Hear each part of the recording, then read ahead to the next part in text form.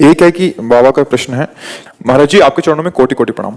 पूज्य महाराज जी, बचपन से धामवासों संत की संगत मिलने का सौभाग्य प्राप्त हुआ। गुरु जी की असीम कृपा से वैराग्य धर्म भी प्राप्त हो गया, पर अपने दुर्भाग्य के कारण वैराग्य धर्म की सबसे महान अपराध स्त्री संग हो गया। उसके बाद से सारे अवगुण आते जा रहे हैं। इस पापी का उद्धार का ये महात्मा का स्वभाव होता है, समझ रहे हो ना। सभा में कोई पूछ थोड़ी रहा है, वो अपने मन की गलती को पकड़ करके सभा में पूछ रहे हैं। ये संसारी आदमी नहीं कर सकता। ये अरे कि अब भाई निंदा का विषय है ना, ये अंतर है संसारी और साधक में। साधक चलता है, अगर फिसल गया कहीं, चूक हो गई, तो जीवन भर इस बात का पश्चाताप करता, सावधान रहता। देखो सभा में, मतलब ये बात तो कोई पूछे तो ना कह देने वाली बात है, नहीं, यही स्वभाव होता। खिलाड़ी ही गिरता है, डरने की बात नहीं। कह रहे हैं इस पापी का उद्धार होना संभव नहीं नहीं नहीं नहीं, समझो आप हमारी बात समझो। इसको केवल इस बात में लो कि पहल किसी भी जवान को गोली पकड़ा दी जाए तो क्या लक्ष्य पे भेद देता है? क्या हजारों गोलियां बर्बाद होती ना। एक प्राकृतिक लक्ष्य पे निशाना साधने के लिए हजारों गोलियां बर्बाद होती, तब जाके वो कहीं आसपास निशाने के, और फिर महीनों सालों अभ्यास के बाद झटके में एक में लक्ष्य में को भेद दिया। तो ये प्राकृतिक लक्ष्य, चिदानंद लक्ष्य के लिए हम चले, और ये घटना तभी घटती है, दो बातें होती है साधक में। एक, अहंकार का समर्पण नहीं हुआ, दूसरी बात आज्ञा उल्लंघन हुआ। इसीलिए संगम त्यजेत मिथुन व्रतिनाम मुमुक्षु सर्वात्मना न विसजेत बहिरेन्द्रियाणि एकश्चरन राश्चित्त मनन्ते से युंजीत तद वृत्ति साधुश्चेत प्रसंगा। सोबरी जी का श्लोक है। उन्होंने गान किया, जब मछली के भोग को देखकर भ्रष्ट वृत्ति हो गई, परमात्मा से हट करके ब्याह के लिए 50 मानधाता राजा की राजकुमारियों से ब्याह किया। जब वो तब उनका मैं कहां था, जिस विक्षेप से बचने के लिए यमुना जी के जल को स्तंभित करके भजन कर रहा था, वहीं मछली के मैथुन को देखकर मेरी बुद्धि मैथुन करने की इच्छा को प्राप्त हो गई। बड़ी दुरंत माया। तब उन्होंने लिखा, संगम त्यजेत मिथुन व्रति नाम में मुक्षु। बैरागी को स्त्री संग नहीं करना चाहिए। दूर, जैसे कोई डूब रहा है ना, तो आचला पकड़ाओ अपना, ये पकड़ और खींचो। अगर तुम लिपट गए तो या तो इतनी सामर्थ्य कि उसका वजन लेके तुम तैर जाओगे, नहीं पहले तुम मरोगे, बाद में वो मरेगा, क्योंकि वो आपको दबा के पहले वो श्वास लेना चाहेगा ना। ऐसे ही विषय आसक्त पुरुषों को दूर से उपदेश कर दो, असंगो हम, असंग रहो। बात समझो, कोई कुछ नहीं, केवल हमारा प्रभु।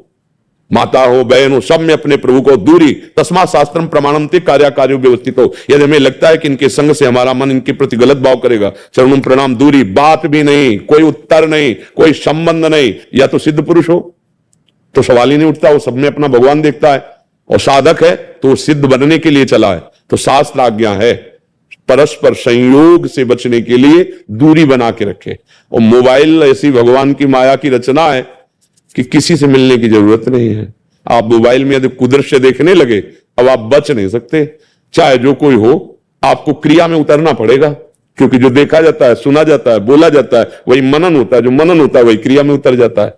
अब हो गया, कोई बात नहीं। जैसे एक बार हम पीछे मरे, फिर नया जन्म हुआ ना, आज से नया जन्म मान लो, भूल जाओ उस बात को, क्योंकि उसका चिंतन जितनी देर करेंगे तो पहले तो क्रिया में हमारा नाश हुआ, अब उसके चिंतन में समय नष्ट करें वर्तमान का, छोड़ो उसे।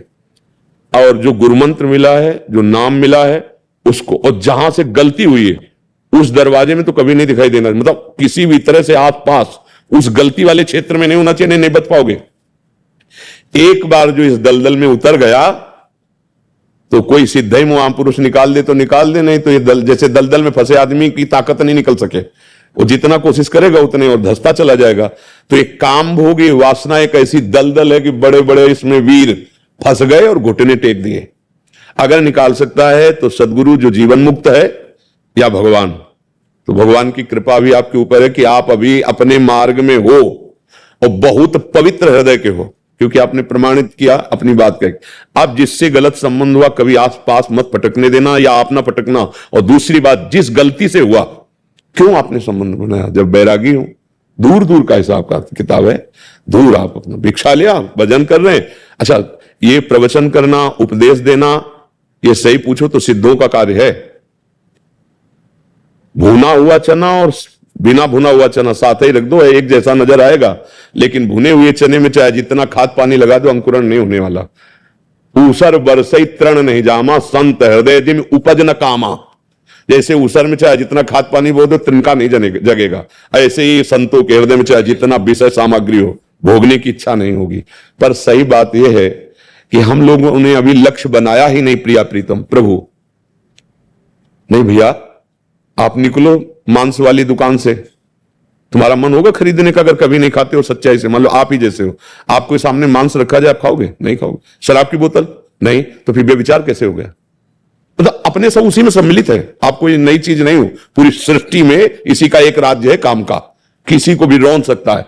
आप विचार करो, उसी लाइन की बात है। मदिरा, व्यभिचार, द्वित की जुआ और हिंसा और परधन चोरी, ये महापाप एक लाइन में रखे गए। हमने व्यभिचार को क्यों नहीं वैसे देखा जैसे मदिरा को देखते हैं, जैसे मांस भक्षण को देखते हैं? हमने उसको इस लाइन में क्यों नहीं देखा? जब हम बैरागी, गलती हो गई ना। वहां सुख बुद्धि देखा, हमें सुख मिल जाएगा। ये आपकी बात नहीं है, आप तो पवित्र आत्मा इसलिए उच्चारण कर दिया यहां उच्चारण किया जाता है पुण्य, और पाप को पी जाते हैं। यही है साधक और संसारी पुरुष में अंतर, कि उससे अगर गलती होगी तो माइक से सभा में पुकार के कहेगा मैं अपराधी, क्योंकि वो निर्मल हृदय वाला है। गलती हो गई, पर गलती तभी हुई